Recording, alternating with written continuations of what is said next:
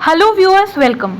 तो पिछले क्लास में हमने कर लिया था बैलिस्टिक मिसाइल्स के बारे में, डिफरेंस किया था बैलिस्टिक और क्रूज मिसाइल्स के बीच में, इंडिया के मिसाइल डेवलपमेंट प्रोग्राम को देखा था, पृथ्वी 2, धनुष और अग्नि सीरीज़ के मिसाइल्स को देखा था, K4 सीरीज ऑफ मिसाइल को भी देखा। आज हम लोग क्रूज मिसाइल्स करने वाले हैं। क्रूज मिसाइल्स के बारे में हम लोग शॉर्टली फिर से रिवाइज कर सकते हैं कि क्रूज मिसाइल कौन सी मिसाइल होती थी, जो जेट इंजन पावर्ड एरोप्लेन की तरह वर्क करती थी। क्रूज मिसाइल जो है वो सबसोनिक भी हो सकती थी, सुपरसोनिक भी हो सकती थी, वो प्रोपल्शन और डिज़ाइन पर डिपेंड करता। और क्रूज मिसाइल में क्या होती थी, विंग्स होती थी। ये स्मॉलर और स्लोअर होती है बैलिस्टिक मिसाइल के कंपैरिजन में, और ये अबव द एटमॉस्फेयर नहीं ट्रैवल करके विद इन द एटमॉस्फेयर ही ट्रैवल करती है। तो without wasting time we will discuss Nirbhay, 3M54 club missile, crystal maze या फिर Popeye missile, BrahMos and Barak 8 kinds of cruise missiles. सबसे पहले हम डिस्कस करने वाले हैं निर्भय मिसाइल। निर्भय जो है ये एक long range subsonic cruise missile है और इसकी रेंज जो है वो 1000 किलोमीटर के आसपास है। ये जो है ये डिज़ाइन किया गया है प्रिसीजन स्ट्राइक्स के लिए, और ये जो है कन्वेंशनल या फिर न्यूक्लियर वॉरहेड्स दोनों को ही कैरी कर सकती है। निर्भय मिसाइल जो है ये ट्रैवल करती है एक टर्बोफैन या टर्बोजेट इंजन की मदद से। टर्बोजेट वैसी इंजन होती है जो कि एयर को सक इन करके कंप्रेस करके कंबशन क्रिएट करवाती है इस कंप्रेस्ड एयर से, अपने फ्यूल को कंबस्ट करवाती है ये कंप्रेस्ड एयर से। इसके बाद जो है ये टर्बोफैन क्या है, वो एक एडवांस टर्बोजेट है। तो ये क्या कर रही है, ये एक टर्बोजेट की मदद से ट्रैवल कर रही है। मतलब ये क्या कर रही है, एयर को सक इन करके कंप्रेस करके उसी से अपने फ्यूल को कंबस्ट करवा रही है, जिस वजह से ये आगे ट्रैवल कर पा रही है। ये highly advanced inertial navigation system पर वर्क करती है। एक बार जब मिसाइल अपने डेजिग्नेटेड एल्टीट्यूड और वेलोसिटी तक पहुंच जाता है तो इसमें जो बूस्टर्स लगे हुए हैं ये इस बूस्टर्स को सेपरेट कर देती है और इंजन जो है वो ऑटोमेटिकली स्विच ऑन हो जाती है आगे के प्रोपल्शन के लिए। मिडवे में अपने फ्लाइट के ये मिसाइल जो है ये अपने विंग्स को ओपन करती है कमांड्स के थ्रू, और फिर उसके बाद ये जो है ये ऑनबोर्ड कंप्यूटर, जो कि सोफिस्टिकेटेड ऑनबोर्ड कंप्यूटर है, वो फ्लाइट के पाथ को स्टेबलाइज करती है। निर्भय जो है ये इनको हम लैंड से, सी से, एयर से, सारे ही प्लेटफॉर्म से लॉन्च कर सकते हैं। निर्भय को टेरेन हगिंग ये मिसाइल्स भी कहा जाता है, and the precise reason for it being called a terrain hugging missile is because ये बहुत ही लो एल्टीट्यूड में फ्लाई करती है। लो एल्टीट्यूड में फ्लाई करना इसके लिए एक एडवांटेजियस पोजीशन है, क्योंकि लो एल्टीट्यूड की वजह से ये जो है ये प्रिवेंशन थ्रू रडार को ये डिटेक्शन थ्रू रडार को प्रिवेंट कर पाती है, क्योंकि रडार जो है वो लो फ्लाइंग एयरक्राफ्ट को नहीं डिटेक्ट कर सकती है, क्योंकि वो लाइन ऑफ साइट से दूर रहती है। इंटरफेरेंस बहुत सारा हो जाता है क्लटर से, जैसे कि लो एल्टीट्यूड में क्या होता है ना, आपको अनवांटेड सिग्नल्स मिल जाते हैं, जैमिंग होती है, नॉइज़ होती है, जिस वजह से एक रडार जो है वो लो एल्टीट्यूड में फ्लाई करते हुए चीज़ों को नहीं डिटेक्ट कर सकती है। ये फ़ायदा है निर्भय के लो एल्टीट्यूड होने का। साथ साथ निर्भय जो है वो लो एल्टीट्यूड के साथ साथ एक जो है कांस्टेंट अपनी स्पीड को रखने की कोशिश करती है और एल्टीट्यूड को भी, और जब ये कांस्टेंट रखती है तो फिर से again it adds to the non detectability of the radar, क्योंकि रडार जो है वो मूविंग चीज़ों को ही डिटेक्ट कर सकती है, कांस्टेंट या फिर स्टिल चीज़ों को, स्टेशनरी ऑब्जेक्ट्स को नहीं डिटेक्ट कर सकती है। Having done with Nirbhay, let us see how a Nirbhay missile looks like. So this is what a Nirbhay missile looks like. You can see it. So this is what a Nirbhay missile looks like. Having done with that, let us move to the next missile. Second missile in the series is 3M54 club missile. ये जो है ये एक Russian origin की cruise missile है और इसको जो है यूज़ की जाती है, ये इंडियन नेवी यूज़ करती है। इसमें जो है एंटी शिप और लैंड अटैक वेरिएंट्स भी हैं हमारे पास, और इनके रेंजेस क्या है, इनके रेंजेस 300 किलोमीटर के आसपास है। सो इंडिया जो है हमने एक्वायर किया है 200 3M54 क्लब मिसाइल्स को, और इसको क्यों हमने एक्वायर किया है, ताकि हम लोग तलवार क्लास फ्रिगेट और Shivalik class frigate, Kolkata class destroyer, Sindhu Ghosh, इन सब के साथ हम लोग इसको क्या करते हैं, हम लोग इसको आर्म करते हैं। आर्म करने के लिए हमने यूज़ किया है 3M54 क्लब मिसाइल को। अब फ्रिगेट का क्या मतलब होता है, फ्रिगेट जो है एक छोटी सी शिप होती है जो काफ़ी फास्ट मूव कर रही होती है और ये ट्रैवल करती है बाकी शिप्स के साथ उनको प्रोटेक्ट करने में। तो एक बड़ी शिप को प्रोटेक्ट करने के लिए फ्रिगेट ट्रैवल करती है और फ्रिगेट को हम लोग आर्म कर रहे हैं 3M54 क्लब मिसाइल से। Having done with that let us move forward. तो 3M54 क्लब मिसाइल जो है ये एक मल्टी रोल मिसाइल है और इसकी एवरेज स्पीड जो है ये 0.8 मैक की स्पीड है।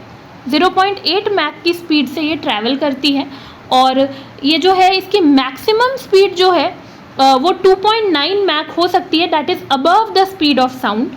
इंडिया जो है वो क्लब एन और क्लब एस वेरिएंट्स हम लोग यूज़ कर रहे हैं। क्लब मिसाइल्स के दो वेरिएंट हैं, एन और एस। क्लब एन और club S variants we are using और क्लब एन वेरिएंट जो है हम लोग यूज़ करते हैं शिप्स के लिए और क्लब एस वेरिएंट्स हम लोग यूज़ करते हैं सबमरीन्स के लिए। इसके साथ साथ जो है क्लब वेरिएंट्स जो हैं ये इंगेज करते हैं स्टैटिक और स्लो मूविंग ग्राउंड टारगेट्स के लिए भी। Having done with that let us move to the next missile in the range. So the next missile here is Crystal Maze missile. Crystal Maze जो है ये एक एयर लॉन्च्ड क्रूज मिसाइल है जिसको हम लोग इंडियन एयरफोर्स यूज़ करती है। ये जो है इसको डिज़ाइन किया गया है प्रिसीजन स्ट्राइक्स के लिए ग्राउंड टारगेट के अगेंस्ट। सो क्रिस्टल मेज मिसाइल जो है वो एयर टू सरफेस मिसाइल है। ये जो है ये न्यूक्लियर वॉरहेड्स को कैरी करती है और इसको हम लोग जो है एक स्टैंड ऑफ डिस्टेंस से कैरी करा सकते हैं। स्टैंड ऑफ डिस्टेंस का क्या मतलब होता है? स्टैंड ऑफ डिस्टेंस मतलब इससे पहले हम लोग जान सकते हैं stand of weapon. Stand of weapon वैसे मिसाइल या बॉम्ब को कहा जाता है जिसको हम लोग जो है लॉन्च कर सकते हैं एक डिस्टेंस से। इतने डिस्टेंस होने चाहिए कि जिसने लॉन्च किया है ना वो उस जगह से इवेड कर जाए। मतलब suppose this is the launcher, तो यहाँ इसने लॉन्च किया और इसने यहाँ पर फेंका सपोज, तो इस जगह पर अगर बॉम्ब रीच कर गई, स्टैंड ऑफ के केस में बता रही हूँ, तो यहाँ पर अगर बॉम्ब रीच कर गई और ये यहाँ से बॉम्ब की इफेक्ट जो है वो यहाँ तक है बट इस पर्सन तक नहीं आई या ये इवेड कर पाया इजीली कि यहाँ इस सपोज इतने रेंज तक अगर बॉम्ब की इफेक्ट आएगी तो ये यहाँ से इवेड कर पाया, तो ऐसे को कहते हैं स्टैंड ऑफ बॉम्ब या स्टैंड ऑफ वेपन। तो स्टैंड ऑफ वेपन तो यहाँ पर इसके केस में भी सेम चीज़ है कि यहाँ पर हम लोग क्या कह रहे हैं कि हम लोग क्रिस्टल मेज को एक स्टैंड ऑफ डिस्टेंस से क्या कर सकते हैं, लॉन्च किया जा सकता है और इसकी स्टैंड ऑफ डिस्टेंस कितनी होगी, 90 किलोमीटर। ओके, एयरक्राफ्ट जो है उसको जो है कोई ज़रूरत नहीं है कि उसको हम लोग vertically above the target he carry करें ताकि टारगेट को हिट किया जाए। मिसाइल जो है क्रिस्टल मेज ये एक्सेप्शनली एक्यूरेट है। सर्कुलर एरर प्रोबेबल जो है इसका लेस देन 3 मीटर्स है। अब सर्कुलर एरर प्रोबेबल क्या होता है, let us know circular error probable. So circular error probable जो है ये एक मेजर है सिस्टम के प्रिसीजन का, कितने सटीकता से ये जो है ये कहीं पर हिट कर रही है। तो ये रेडियस ऑफ सर्कल के अकॉर्डिंग हम मेज़र करते हैं और ये जो है ये एम पॉइंट जो है वो उसके अराउंड एक सर्कल बनाते हैं और हम बताते हैं कि यहाँ पर कितना जा सकता है सर्कुलर एरर प्रोबेबल के हिसाब से। जैसे कि सपोज सर्कुलर एरर प्रोबेबल किसी चीज़ का 100 मीटर है, तो इसका क्या मतलब हो जाता है कि 100 म्यूनिटियंस को अगर हम लोग टारगेट करते हैं सेम पॉइंट पर तो एक एवरेज ऑफ 50 जो है वो फॉल कर जाएगा with in the circle. Suppose यहाँ पर हम टारगेट करते हैं और एक सर्कल ये है सर्कुलर एरर प्रोबेबल, तो इसके अंदर अगर हम लोग 100 टारगेट करें तो कम से कम 50 जो है वो यहाँ पर पक्का फॉल करेगा।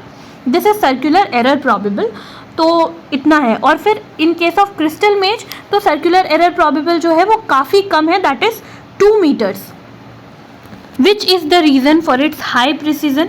इसके साथ साथ जो है ये काफ़ी ये 80 kg के वॉरहेड्स को कैरी कर सकता है।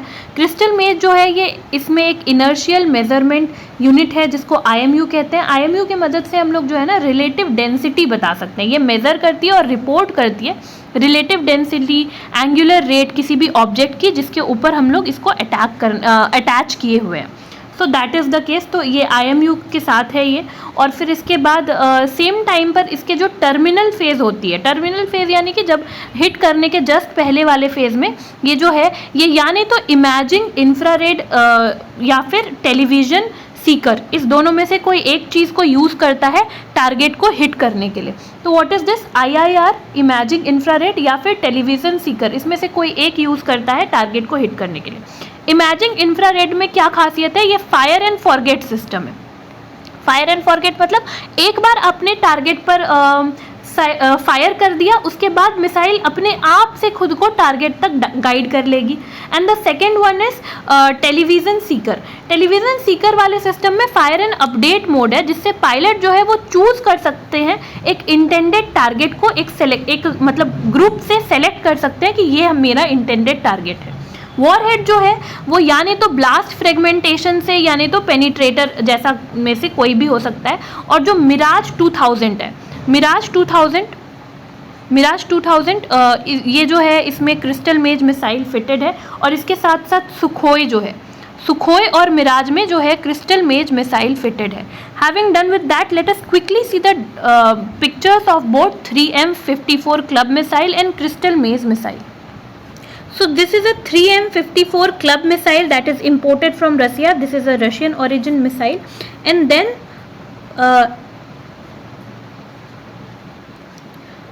this is crystal maze missile, and then we can see the 3M54 club missile, that is this one. So this is 3M54 club missile, and that we first saw. This one is crystal maze missile. So having done with this, let us move to BrahMos missile. तो ब्रह्मोस जो है ये एक Russia और India का joint venture है. अगर हम इसके नाम को ध्यान से देखें तो it comes from both Indian and Russian name, that is BRAH. Brah stands for Brahmaputra river, and Moscow से मॉस आता है, तो ब्रह्मोस ये जो है ये एक सुपरसोनिक क्रूज मिसाइल है, और इसकी रेंज जो है 300 से 500 किलोमीटर है. ये लैंड, सी और एयर तीनों के वहाँ पर क्या कर सकते हैं हम लोग, लॉन्च कर सकते हैं. ब्रह्मोस के बारे में एक बात ये है कि इसकी स्पीड जो है वो मैक 2.5 से मैक 2.8 थी, और ये दुनिया की सबसे फास्टेस्ट क्रूज मिसाइल थी. बट इसका अब हमने क्या कर लिया, एक हाइपरसोनिक वर्जन बनाया है. हाइपरसोनिक के बारे में क्या बात है कि ये स्पीड ऑफ साउंड से 5 गुना ज़्यादा, 5x टाइम्स ग्रेटर होगी. तो हाइपरसोनिक जो इसका वर्जन बन रहा है ब्रह्मोस का, स्टिल अंडर कंस्ट्रक्शन है, ये अंडर डेवलपमेंट है ये. तो ये जो है हम लोग ये बना रहे हैं, और इसकी स्पीड जो है वो मानी जा रही है कि 5.2 के आसपास होगी, 5.2 मैक के आसपास होगी. ब्रह्मोस जो है वो क्लेम करता है कि ये जो है ये सरफेस टारगेट्स जो कि 10 मीटर भी होंगे एल्टीट्यूड में, उतने भी लो होंगे, ब्रह्मोस उसे भी हिट कर सकती है. शिप लॉन्च्ड और लैंड बेस्ड मिसाइल जो है वो 200 kg के वॉरहेड को कैरी करती है ब्रह्मोस में. ब्रह्मोस की जो एयर वेरिएंट है वो 300 kg के वॉरहेड को कैरी कर सकती है. ब्रह्मोस में 2 स्टेज का प्रोपल्शन सिस्टम है. पहला जो है वो सॉलिड प्रोपेलेंट रॉकेट है, initial acceleration solid propellant rocket से इसको मिलती है, और जो सेकेंड स्टेज है that is a liquid propellant, liquid fuelled system. Air breathing ramjet propulsion है इसमें. ऑलरेडी हमने कह लिया कि ये एयर को सक इन कर लेती है रैमजेट से, एयर को सक इन करके फिर उसके बाद क्या कर लिया, इंजन में वो जो सक इन एयर है उसी को कंप्रेस करके उसी को कंबशन के लिए यूज़ किया फ्यूल के. ब्रह्मोस जो है उसकी हाई स्पीड की वजह से वो टारगेट में पेनिट्रेट कर सकती है. ये जो है ये अपने कंपैरिजन में जो दूसरी सबसोनिक क्रूज मिसाइल्स है उसके कंपैरिजन में ये एक बेटर टारगेट पेनिट्रेशन ऑफर करती है. जैसे कि टोमाहॉक है तो वो इतनी बेटर टारगेट पेनिट्रेशन नहीं ऑफर कर सकती है. ब्रह्मोस जो है वो प्राइमरीली एक एंटी शिप मिसाइल है, ठीक है, बट इसको जो है हम लोग इंगेज कर सकते हैं लैंड बेस्ड टारगेट्स के लिए भी. ब्रह्मोस जो है इसको लॉन्च किया जाता है वर्टिकल, इंक्लाइंड, या आप 360 डिग्री होराइजन में कैसे भी लॉन्च कर सकते हो इसको. ब्रह्मोस जो है ये आइडेंटिकल कन्फिग्रेशन है, मतलब लैंड और सी का सेम है. एयर वाला वेरिएंट जो है उसके जो बूस्टर्स हैं वो थोड़े छोटे हैं, और एयर वाले वेरिएंट में जो है टेल फिन्स भी ऐड किया गया है ताकि स्टेबिलिटी मिले एयर वेरिएंट को लॉन्च के समय. Okay, having done with that, BrahMos जो है इसको कन्फिगर किया गया है एरियल डिप्लॉयमेंट के लिए SU-30 MKI के साथ. रेंज जो ब्रह्मोस मिसाइल की है वो ऑलरेडी 400 किलोमीटर एक्सटेंड किया है. यहाँ पर एक कैच है, इनिशियली हमने कहा था कि ब्रह्मोस की जो रेंज है वो 290 किलोमीटर है. तो इनिशियली ब्रह्मोस की रेंज 290 किलोमीटर थी. And what was the reason कि हमने इसको 290 किलोमीटर ही रखा था, वो ये रीज़न थी कि हमने इसकी रेंज को बाद में बढ़ाया है क्योंकि जो भी कंट्रीज़ MTCR की मेंबर नहीं है. Now if you want to know what is an MTCR, तो आपको इंडियाज़ न्यूक्लियर प्रोग्राम वाला वीडियो देखना पड़ेगा.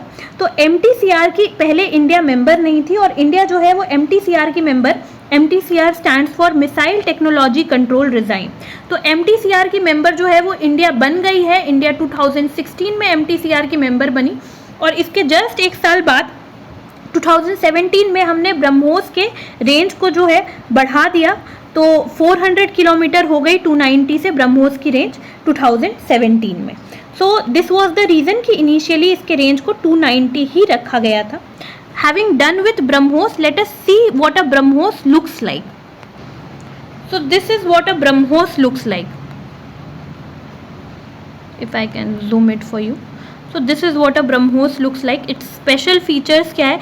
ये यूनिवर्सल है, मल्टीपल प्लेटफॉर्म्स के लिए है, लैंड वाटर एयर।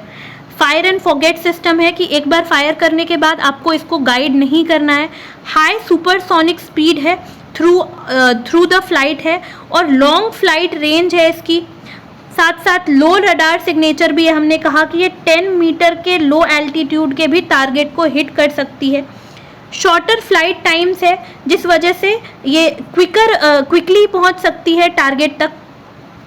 इसके अलावा अगर हम देखें तो वी कैन सी कि ब्रह्मोस जो है वो 400 प्लस किलोमीटर हमने रेंज की अभी जस्ट बात की कि 2017 में इसके रेंज को 290 किलोमीटर से बढ़ा के 400 किलोमीटर कर दिया गया और इसकी इनिशियल वेलोसिटी जो है वो 2.8 मैक की थी और इसकी वेट जो है वो 2.5 टन की है। वॉरहेड 200 से 300, 200 जो है वो लैंड और सी वेरिएंट है, 300 एयर वेरिएंट है। So this is all about BrahMos. Let us quickly see the next in the category that is Barak 8 missile. Okay, so Barak 8 missile जो है ये एक सरफेस टू एयर मिसाइल है, सरफेस टू एयर मिसाइल है और इसको India और Israel ने जॉइंटली डेवलप किया है। इसकी रेंज जो है वो 70 से 100 किलोमीटर है और इसको हमने एयर और मिसाइल डिफेंस के लिए जो है बनाया हुआ है। ये सरफेस टू एयर मिसाइल है, सैम भी कह सकते हैं शॉर्ट फॉर्म में। और फिर इसके साथ साथ ये जो है ये डिफेंड करेगी कोई भी एयरबॉर्न थ्रेट से हमें, जैसे कि एयरक्राफ्ट से थ्रेट हो जाए, हेलीकॉप्टर से थ्रेट हो जाए या फिर एंटी शिप मिसाइल्स हो गई, यूएवीज हो गई। UAVs means unmanned aerial vehicle या फिर ड्रोन कह सकते हैं सिंपल वर्ड्स में। या फिर ये जो है ये बैलिस्टिक मिसाइल्स से भी हमें प्रोटेक्ट करेगी, क्रूज मिसाइल से प्रोटेक्ट करेगी, कम्बैट जेट से प्रोटेक्ट करेगी। जब हम लोग बराक 8 को कपल करेंगे मॉडर्न एयर डिफेंस सिस्टम के साथ तो फिर मल्टी फंक्शन सर्विलांस ट्रैक और गाइडेंस रडार्स के साथ अगर हम इसको कपल कर देते हैं तो बराक 8 जो है वो मल्टीपल टारगेट्स को इंगेज कर सकती है सैचुरेशन अटैक के समय में साइमल्टेनियसली। और मैरीटाइम और लैंड बेस्ड वर्जन दोनों ही बराक सिस्टम के एग्जिस्ट करती है। मिसाइल जो है उसकी जो एक्सप्लोजिव वॉरहेड है that is a 60 kg warhead और ये प्री फ्रैगमेंटेड वॉरहेड है इसकी, जिसके साथ साथ एक प्रॉक्सिमिटी फ्यूज भी है। तो ये हमें समझने की ज़रूरत है। प्री फ्रैगमेंटेड वॉरहेड का क्या मतलब होता है कि फ्रैगमेंट्स जो है ना वो रेजिन मैट्रिक्स में क्या है ना कि फ्रैगमेंट्स ऑलरेडी हैं बहुत सारे, ठीक है, वॉरहेड के। और जब हम लोग वॉरहेड का एक्सप्लोजन करवाएंगे, डिटोनेशन करवाएंगे, तो फ्रैगमेंट्स जो है ना वो बहुत ही हाई वेलोसिटी के साथ एकदम यहाँ से इजेक्ट कर जाएगी और जो हमारा टारगेट है ना उसको चीरती हुई, उसको पेनिट्रेट करती हुई निकलेगी।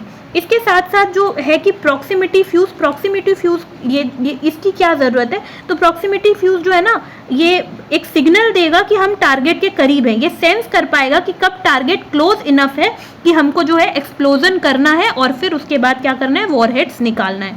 सो this is about Barak 8 missile. Let us have a look at Barak 8 missile.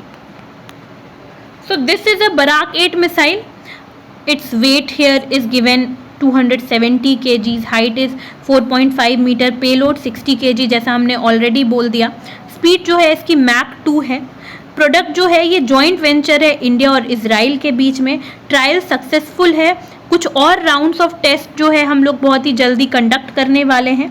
System जो है वो मल्टी फंक्शनल सर्विलांस और थ्रेट अलर्ट रडार, ये सारी चीज़ें इसमें है डिटेक्शन के लिए, जो हमने ऑलरेडी डिस्कस कर लिया।